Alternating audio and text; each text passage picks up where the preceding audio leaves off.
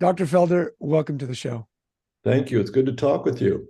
You know, I told my assistant, I said, I read this book, Here I Am, and it made such a profound impact in my life. I'm a father of three girls.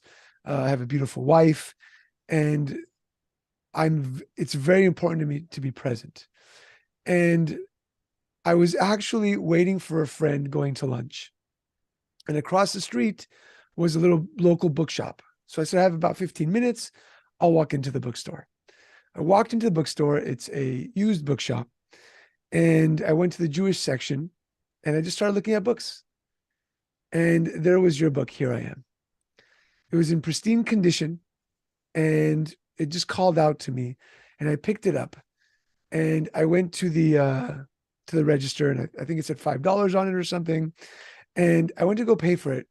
And the guy flips through the pages, and I promise you, there was one note on the side of one of the pages, and he said, "I'm really sorry, we can't sell books that have any writing in them, so this is free."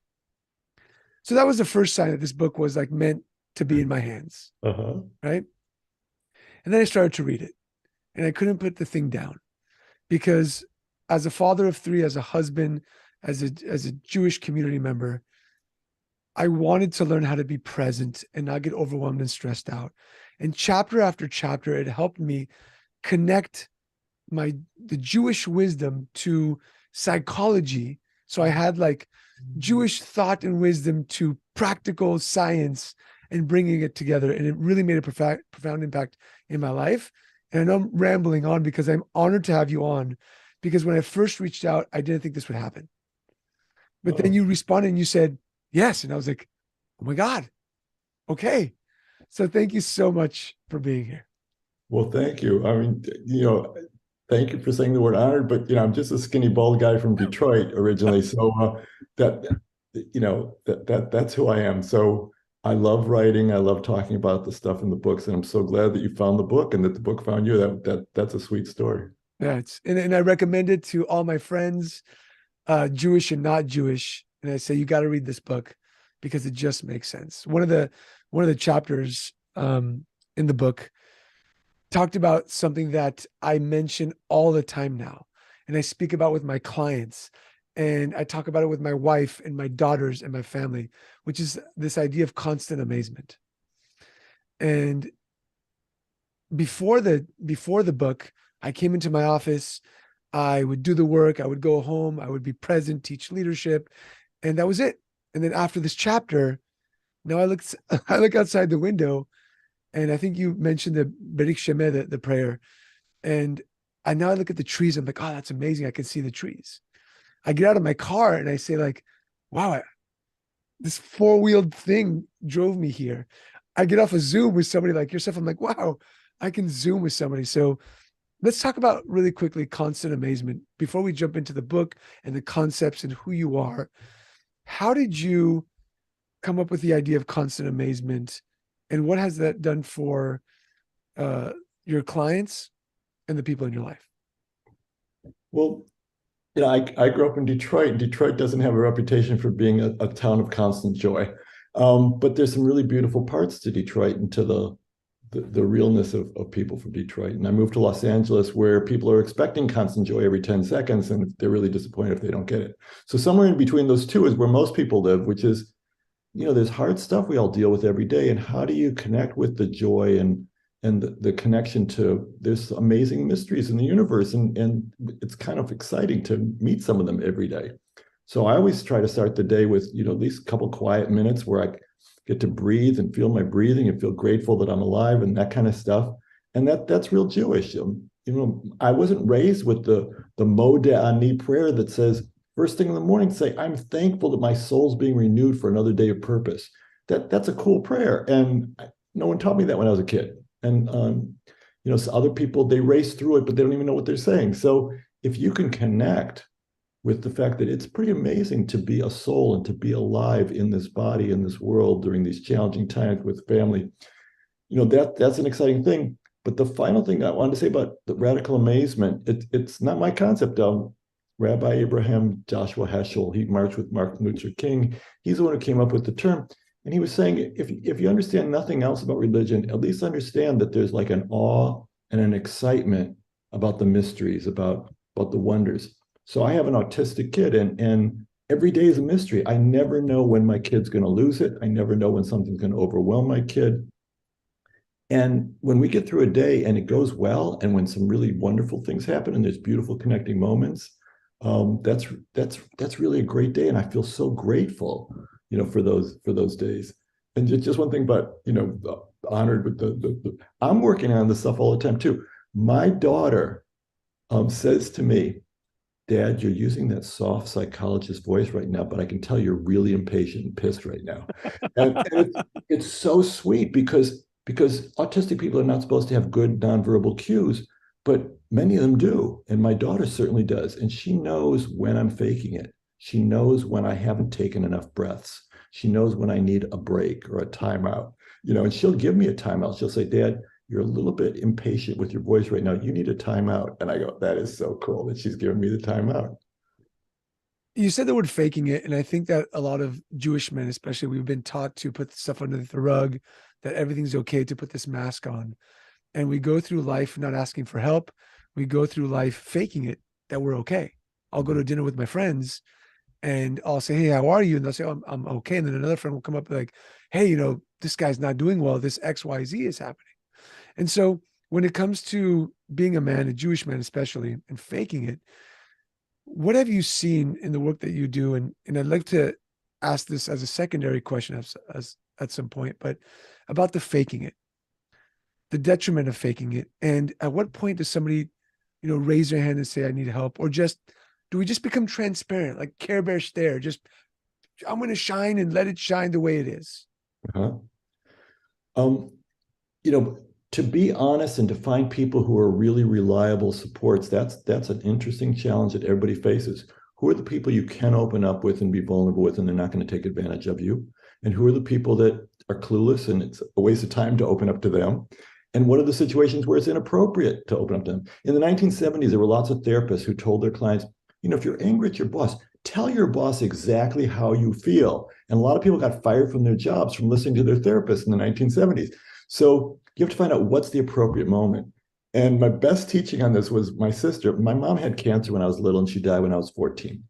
And my sister and my dad were both very Germanic. My dad was a Holocaust survivor, and they wanted to keep it in. You got to be strong, keep it in, fake it, And I was more of the one in the family who wanted to talk about stuff. But in Detroit, in that family, you don't talk about stuff. You fake it and you just go forward. So when my dad got remarried 9 months after my mom died, my sister, in the middle of the wedding ceremony, started wailing. She'd kept it in. And at the wedding ceremony, she was wailing and crying. She was doing the grief that you see in a Middle Eastern funeral. She was like, she wasn't ripping her clothes off, but she was really falling apart. And I remember looking over at her, and I was only 15 then, and I thought, well, I guess this is what happened if you keep it in too long. The pimple pops at some point when you don't want it to. And so sometimes people take out their rage or their anger or their grief at the wrong moments. I love my sister, and she's a wonderful person, but we have different styles. And so each person listening to this needs to figure out, what's your style? What are the safe and appropriate places where you can talk about what's really going on? And you get some good feedback. You get some good teamwork. You don't have somebody who's bombarding you with advice. You have somebody who says, yeah, I've been there. And then you take turns saying, this is what seems to work for me. This doesn't work for me. Whether it's a therapist or counselor or a friend or whoever it is, there's someone out there that is a safe person for you to talk with. And they don't shame you, and they don't should you to death. They're saying you should do this, you should do that. I want to ask you this question because you've written tons of books, and you just mentioned right now that you didn't grow up religious, or people didn't teach you a lot of the Judaism, the modernity, and things like that. When did you mix the Jewish wisdom with psychology and said, wait, so there's something here? When did you figure that out? Well, I grew up in two different congregations as a kid. My grandfather's congregation, I loved, like there was this old man feel, and you could play with the little seat on the tallis, but they were racing through the prayers and they never told you what page they were on. So that didn't work for me, but I knew something holy was happening there. And then in the Reform Temple that we belonged to, it was really good at social action and repairing the world. We taught in the inner city of Detroit when I was 15. I was teaching Head Start to little kids. doing a slum landlord study to find out who the slum landlord was in that neighborhood. It turned out to be a big prominent member of my temple. So there was a lot of sense of repairing the world Judaism, but this spiritual sense and this psychological sense of, oh, actually, Judaism has some wonderful teachings about how to breathe and be present and be there for your loved ones and be there for your own self and find out what your soul's purpose is. Those are great things that I wasn't taught as a kid. So when I say I didn't learn those things as a kid, it was in really good congregations where there was some really nice rabbis and stuff, but they weren't into that stuff in those days. Now they are more. Even at my former temple in Detroit, where I grew up in Detroit, they're teaching meditation now. They're doing Buddhist mindfulness meditation in a Jewish context. It's like, wow, so the world has changed.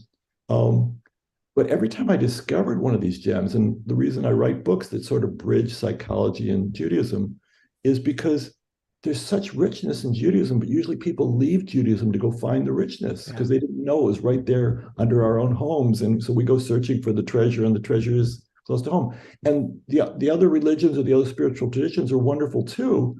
But if it's right there with the flavor that feels resonant to you, and if it's in really common sense ways, I love the practicality and the common sense of Jewish spiritual psychological wisdom. It's, like when I said I was learning from my daughter, in the Jewish tradition, it says the smart person is the one who learns from every human being. It doesn't say you've got these big degrees. It doesn't say you don't have dyslexia. It doesn't say anything. It just says you learn from every experience and from every person. That's wisdom. So someone can be really street smart. Someone can be really experientially smart. And if you can listen to your spouse and your kids, and when they say, you're seeming a little impatient right now, or you're a little judgmental in the way you're talking to me, they're not kidding. They're not kidding. If you can learn what are the things where your judgmentalness is slipping out and harming the ones you love, that's a huge breakthrough moment for people. But most of us men, we don't like advice. We don't like anyone who's telling us what to do. So we don't want someone telling us that we're being judgmental. And so we get defensive at those moments. But that was a huge teaching moment. We just missed it. And there was a chapter in the book that spoke about that, if I'm not mistaken, where it talked about being able to listen to the feedback and getting the lesson out of it, as opposed to getting angry, being defensive. It's just to truly listen, because as you said, in Jewish wisdom, we learn from everybody, even if they're giving us bad feedback, right? Or even if they're angry at us, and we're able to listen to it, we can grow from that.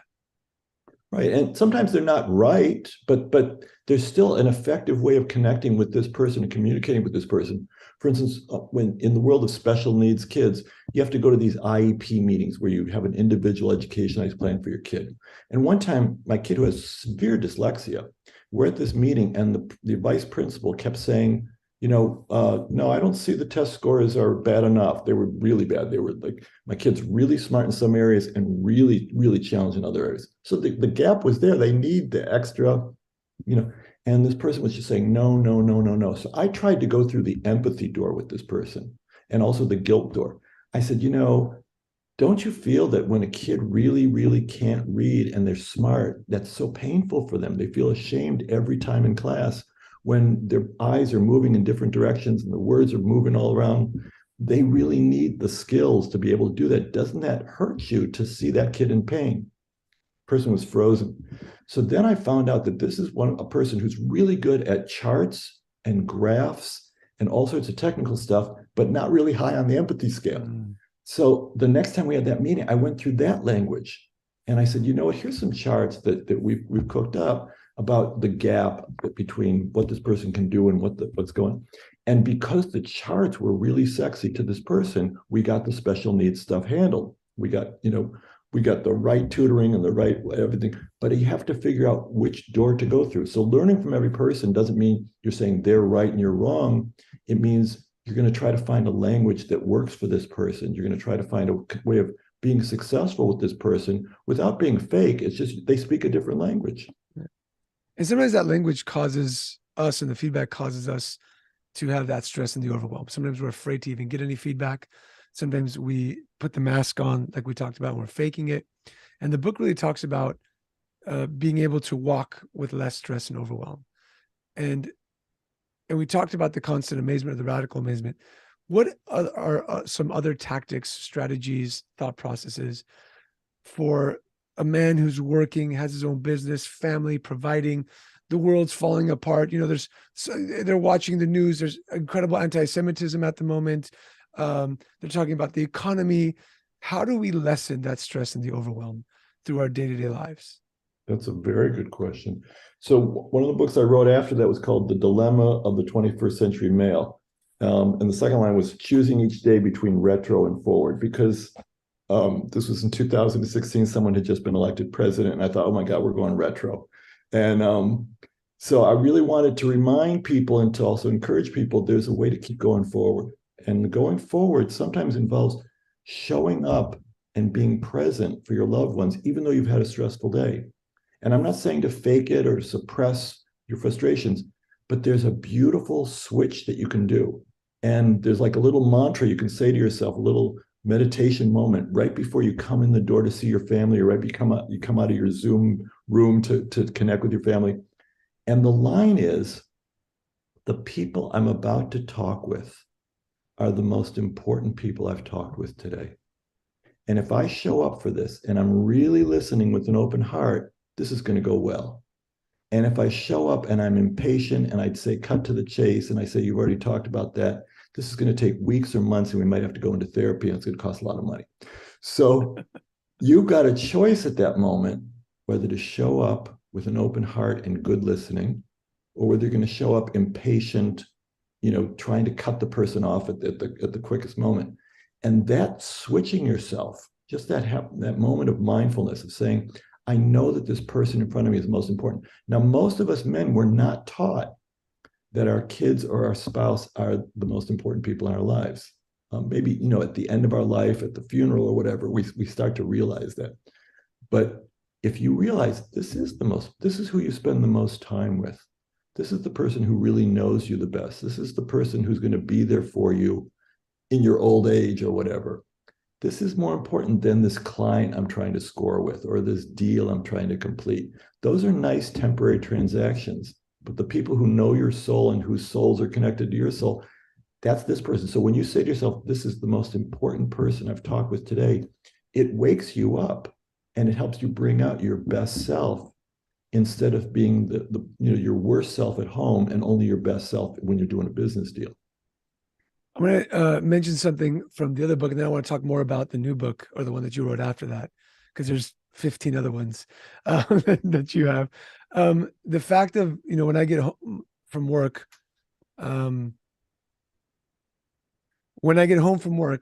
I use the phrase, here I am, right? Like just hineni. Mm-hmm. And I try to go through the door and say, I'm here now. This is where I'm at. This is where I'm present. My wife needs me. My daughter, they just want to spend time with me. And then sometimes I'm not perfect at it. I'll jump on my phone. I get a phone call, check an email, go on Facebook, Instagram, thankfully not on TikTok. So, but, I forget.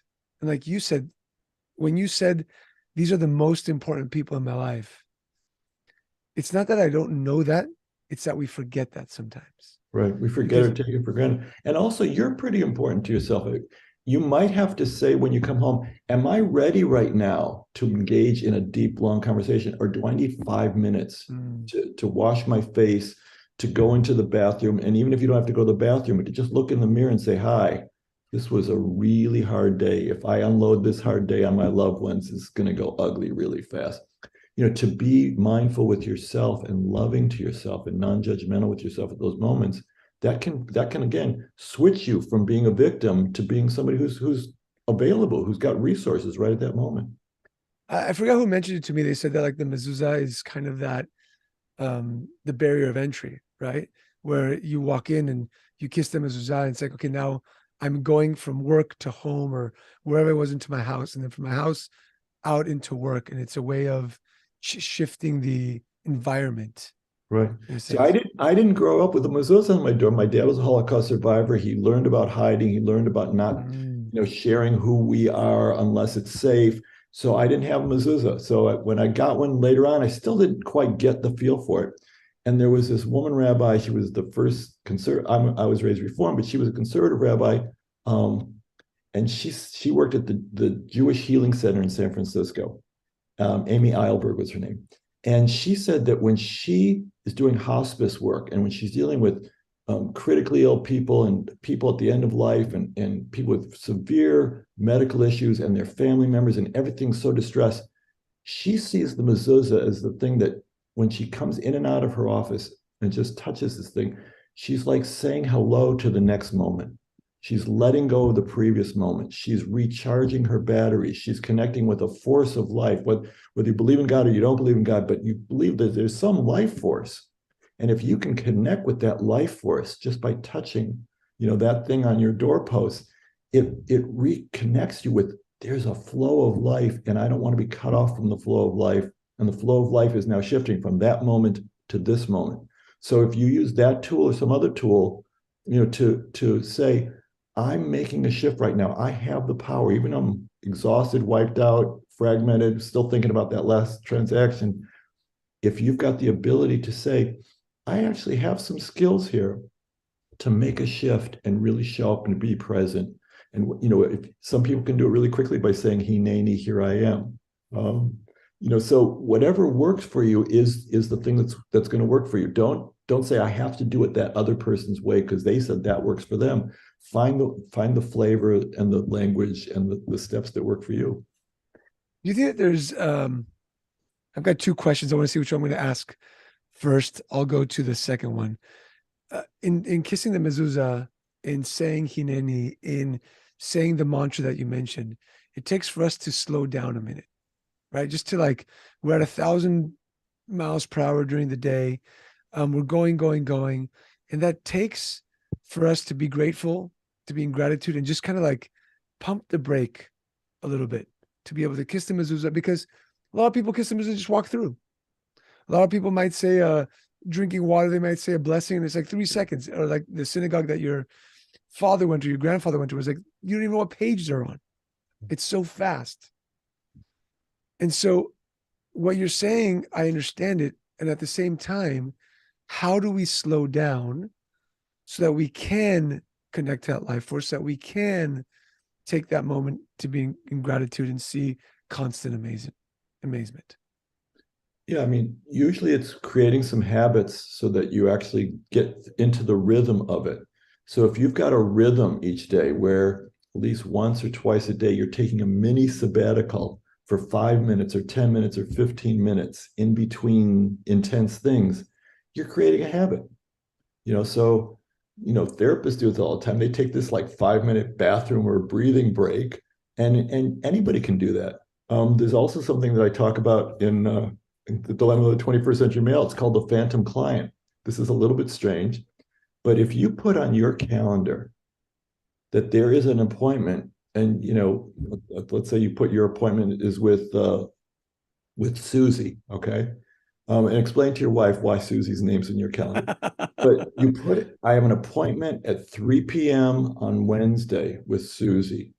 And so when someone calls you and says, can I have that time? And can we set up something at that time? And you say, well, that time's taken. Let's find a different time that works. And you set up. Susie time is the time that you're going to take a walk around the block and notice the flowers. Susie time is the time you're going to meditate for 20 minutes, or you're going to catch up on something where you're taking a power nap for 15 minutes and setting your cell phone to wake you up after 15 minutes.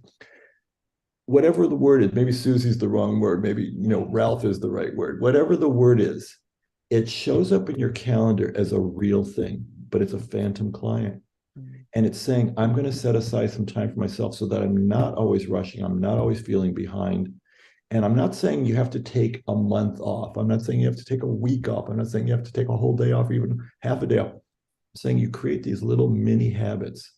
So if you've got some morning practice for 15 or 20 minutes that gets you centered, or there's something you do around lunchtime, or something you do at the end of the day, or something you do right before bedtime, or something you do once a week with your family, and you light some candles and it's kind of mystical and magical. Whatever it is that you put in your life that says, I'm breaking out of the rat race for this moment, and I'm letting my intestines calm down for just a moment. Your intestines will thank you. Your intestines will say, you didn't do that for a long time, and I started to give you symptoms, but now I'm going to give you fewer symptoms because you're treating me well. and you might you won't get a thank you note from the Hallmark store, but you'll get some beautiful things happening in your body because you created a couple new habits for letting go. And some people do it at a traffic light. You're in Denver? I'm in San Diego. Oh, you're in San Diego. Okay. Yeah. Um, there's parts of the country where the traffic lights are longer than other parts. Yeah. And so when you said this show was on Mountain Time, I thought you were in Denver. I remember the first time I flew to the Mountain States, their traffic lights are like 30 seconds, whereas in Los Angeles it's like 10 seconds.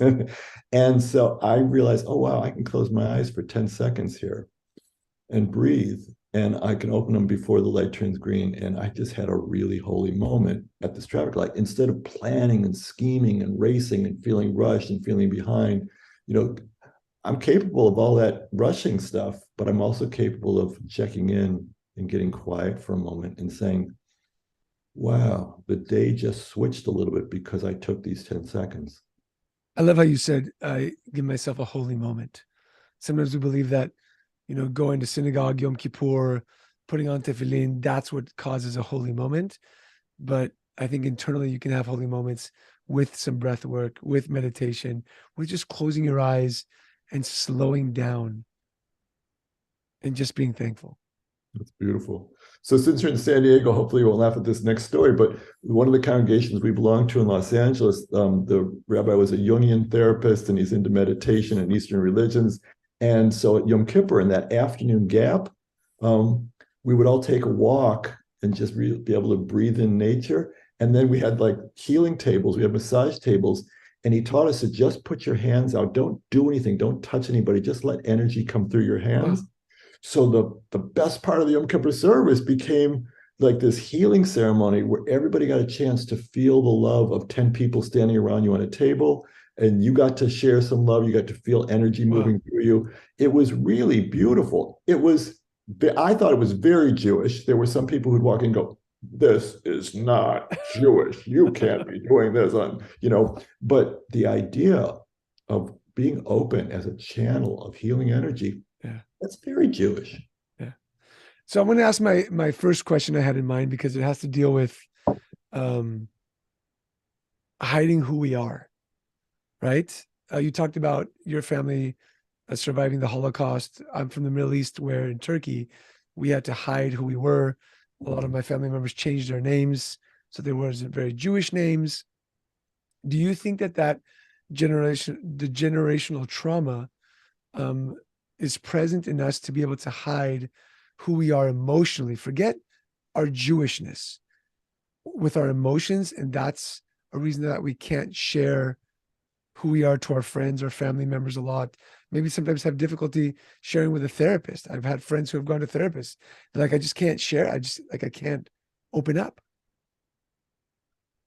Well, so it's hard to tell Woody Allen joke because Woody Allen's got such a bad reputation now. But one of his early movies, I think Diane Keaton comes in and she cried her eyes out in her first session with the therapist. And Woody Allen says, God, I've been in therapy for 7 years and I haven't even shared anything honest with my therapist yet. So the idea of, can you really find safe places to be who you are? And if there's some places where you can't be who you are, maybe you are in a work environment where they don't want to know who you really are. They don't want to know your opinions about things. I know people in the movie business who said for the first couple of years, they got promotions because they never opposed a higher up's bad ideas. But once they got enough clout and they opposed a higher up's bad ideas, they got fired. So, the idea of, again, the 1970s therapist said, tell people exactly how you feel. Sometimes you do have to be strategic. Sometimes you do have to hide. Sometimes you do have to be careful. But there has to be a place where you can be safe and you can be real. And hopefully it's your spouse, hopefully it's members of your family, but if it's not that, is there someone else that you can be real with? And by being real, you take off these layers and these coverings. The Jewish mystical tradition says that there's a spark of light inside you, but it's covered up with these klipot, these coverings, these husks.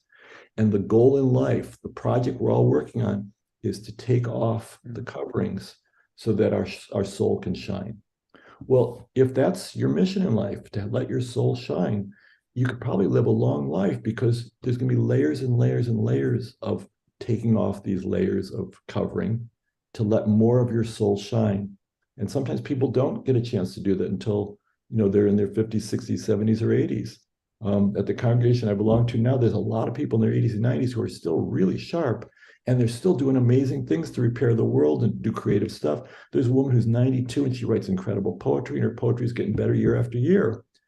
Don't stop, taking off the coverings and letting your soul out, but make sure you do it in an appropriate ways, in ways that's not going to cause harm to you or your loved ones. One thing I thought of right now, I wrote it down, is when you take off those husks and you can be you, I think that's the moment where you can actually say, here I am. Yeah. And That's then really true. you can connect with God, who has said time and time in the Torah, here I am. And when you can, Sometimes people showed up and said, okay, I want to do my purpose. I want to do things to make things better. And sometimes they ran away. The first human in the Bible is Adam. God says, where are you? And Adam says, forget you. I'm going to run away. And lots of times people run away. And, if you're in a 12-step program, you know about running away. You know about eating carbs or going back to your favorite comforting food or comforting substance, because it's too uncomfortable to be present. It's just too uncomfortable. It's much more comfortable to do the soothing things that gets your dopamine receptors happy and sort of spaced out. So to be present sometimes is scary. And that's why I don't judge people. If it takes them a long time to open up, that's fine. If it takes them only certain circumstances where they can open up, that's fine. Be true to yourself, including, that's my dog downstairs, not shy, no coverings. Just dogs do not spend a lot of time trying to figure out who should I be. They let you know. If you are on a path of trying to find out who you are and include all the diversity parts of who you are, that's important, but make sure you do it in a way that doesn't harm yourself or others. how does talking about who you are, in life, we shift and we change. They say that every 7 years our taste buds change.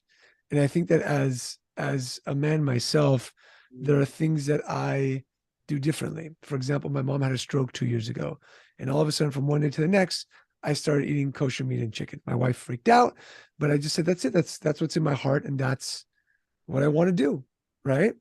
There are times as men that we want to showcase who we are, and it might be different than those know of us that they're used to. And we start getting pushback, and we start getting anger towards that.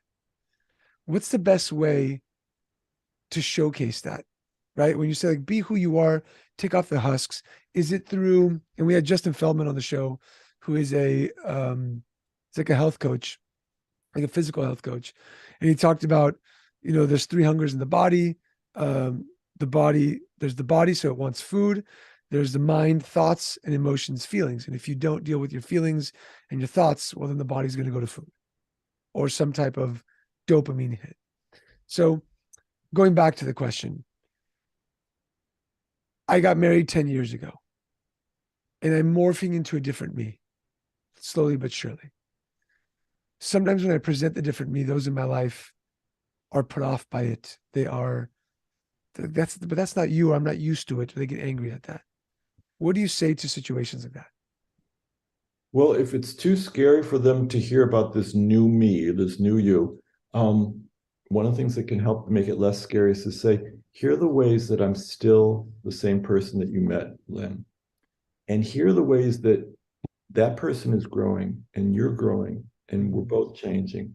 And we're going to have to develop stuff together. And to be creative with another person and to grow and change is exciting.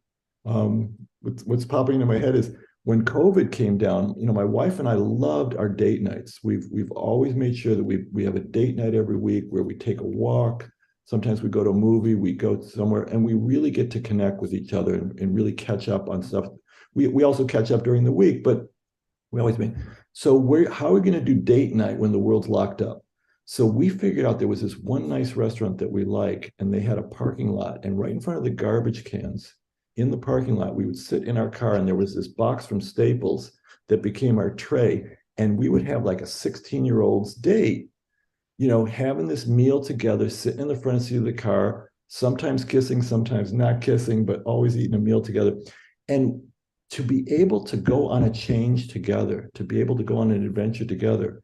And so you can say to your spouse or to the family members or to the relatives, I want you to come with me on this journey. I need you. I still care about you.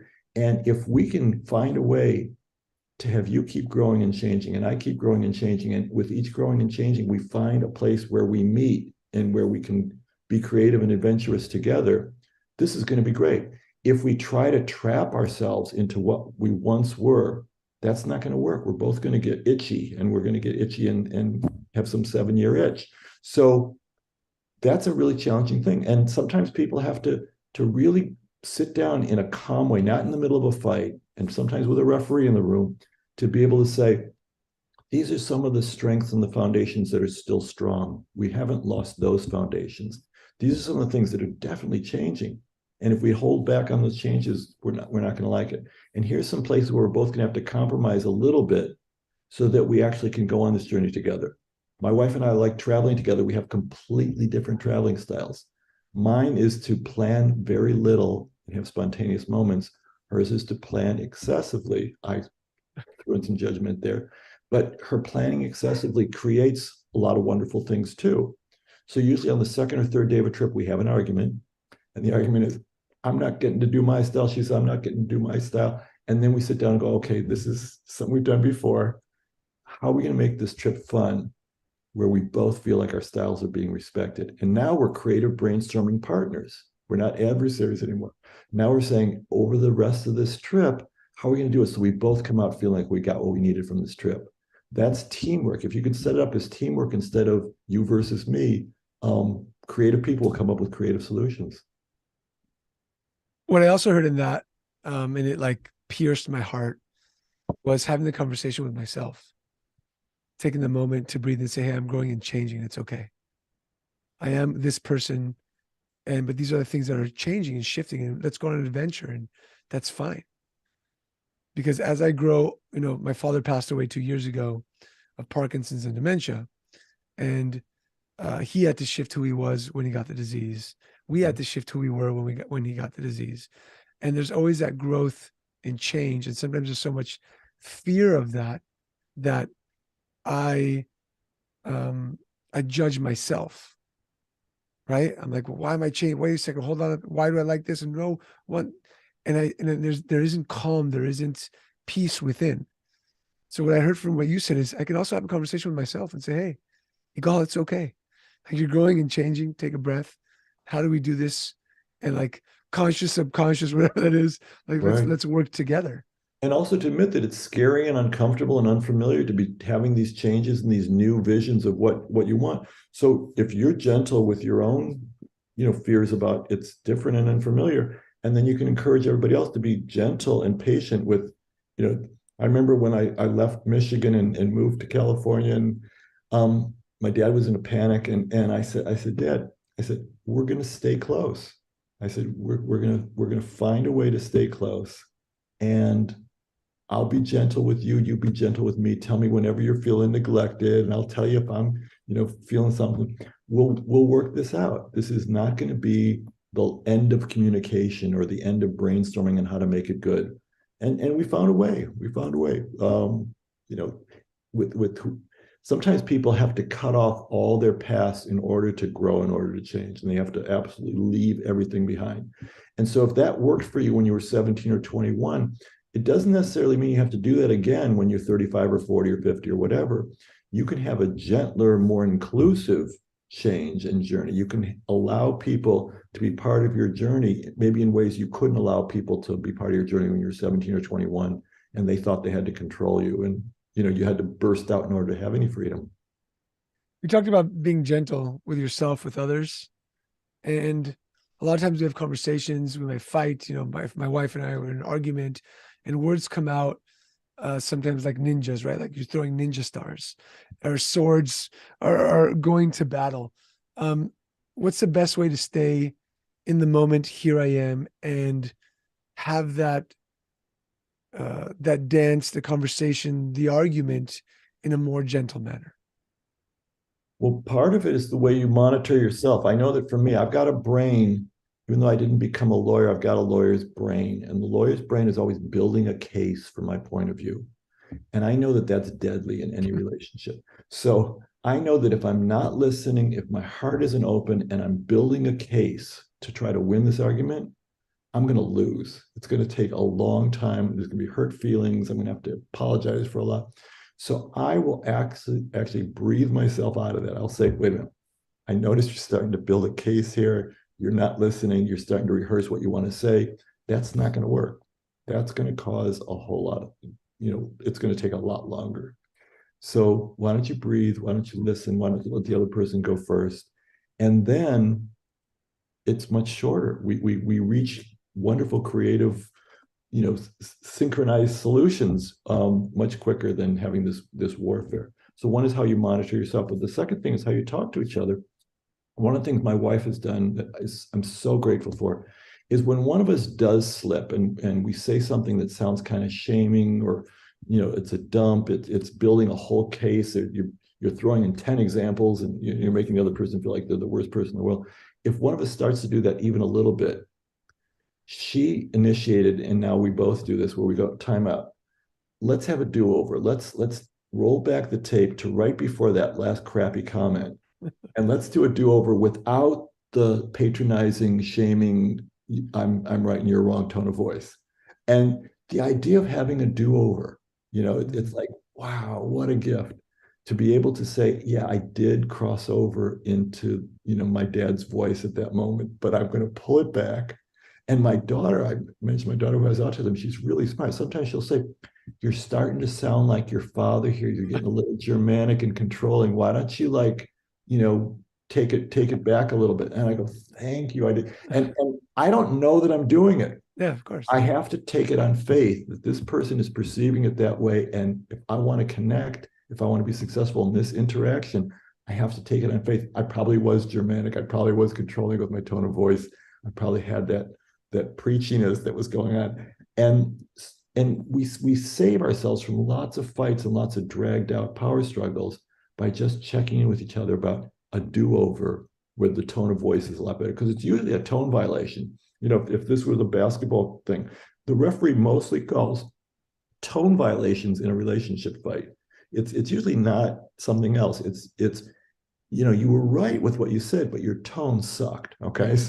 So if you can have a do-over or pull back or monitor yourself to change the tone, a lot less, friction and warfare will happen. You've mentioned, your daughter and the autism and your wife and things like that. And it's hard for somebody to listen and say, God, how can you be so present and so calm? What are some things that you do to be able to deal with the stress and the overwhelm of what you're going through? And we talked about the Hineni and some of the things. What are some of those Jewish wisdom nuggets that you can share with the audience, that the actions that you take, the thoughts that you have to bring yourself back to the place of being present? Well, one thing is you have to nourish your soul. It's a very basic Jewish concept that you have a soul that needs to be nourished.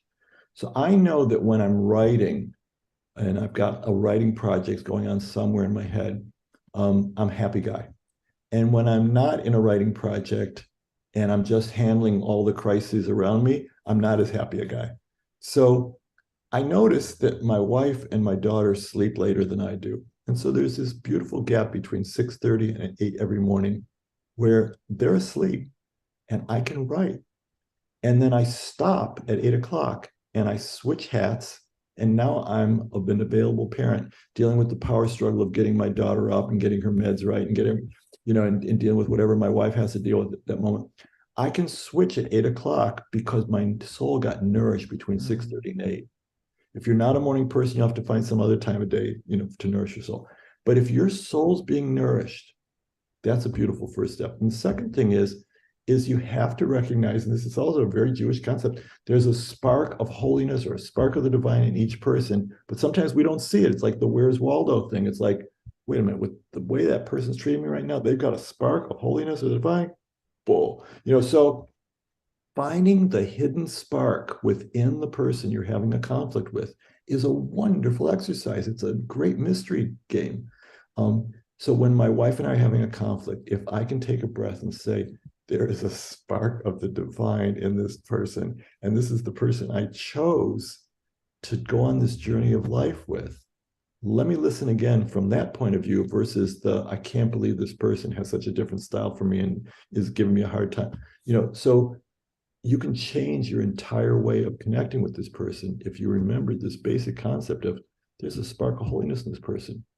And when I said I chose this person, I knew going in that I was raised with a very well-organized Germanic father, and I had all this stuff about competence and success and all that stuff, and that my wife is much more of an adventurer and much more of a detour person. I think that we're going to stick with the schedule. She loves to go on the detour. She loves to go with the spontaneous thing. So that could be irritating or that could be wonderful. So I have to remind myself of those moments. I chose someone with a different style. I could have chosen someone with the same style that I have. That would be boring. But instead, I chose someone with a really different style. And so when I think we have to get out the door by a certain time, and she finds 12 detours that are very amazing, and those detours turn out to be some of the most beautiful moments in our lives, and I have to just let go. If I want to be, we came up with a policy years ago. If I want to be on time for something, I can always drive separately. What I can't do is to be a self-righteous, arrogant jerk and to breathe down her neck, because that makes it. That's awesome. That's great. I love it. Dr. Felder, this has been outstanding. Again, honored to have you on. I think that the concept of, here I am, just being present, the constant amazement, so many incredible just nuggets of wisdom that you gave. For those of you listening, take action. The newest book is called 21st. Called The Dilemma of the 21st Century Male. And they can get that on Amazon? Yeah, they can get on Amazon. And just one thing about this being present, if there's a moment when you're not present, be gentle with yourself about that. When you're trained in meditation, whether it's TM or some other meditation, you do drift off. You do get distracted by thoughts. And the good meditators are the ones who say, okay, that was just a distracting thought. And now I'm back to the mantra, I'm back to the breathing, I'm back to being present. So when you have a moment when you're not present, and your eyes are glazing over, or you say cut to the chase, or you've already told me about that, that's a moment to forgive yourself and to ask for forgiveness from the other person. Say, okay, I'm so sorry I was impatient just now. Let me try that again. Let me have a do-over. And let me really listen to what you're saying and the emotions and the hurt that's underneath and the vulnerability that's underneath it, rather than going back to that impatient self. Love it. Once again, Doctor, thank you so much for being here. I always believe that God puts people in my life on this podcast for a reason. The way I found that book, reached out to you. And so I want to say thank you. I also want to wish refuah shlema to your wife and the family. And thank you. And as we say here on the Tribesmen podcast, may you have strength and courage to do what needs to be done and to become the man that you want to be, and you can be. So everybody listening, thank you so much for being here as well, and stay tuned for the next episode. Thank you. I say it back to you. All those things for you as well. Thank you. Thank you.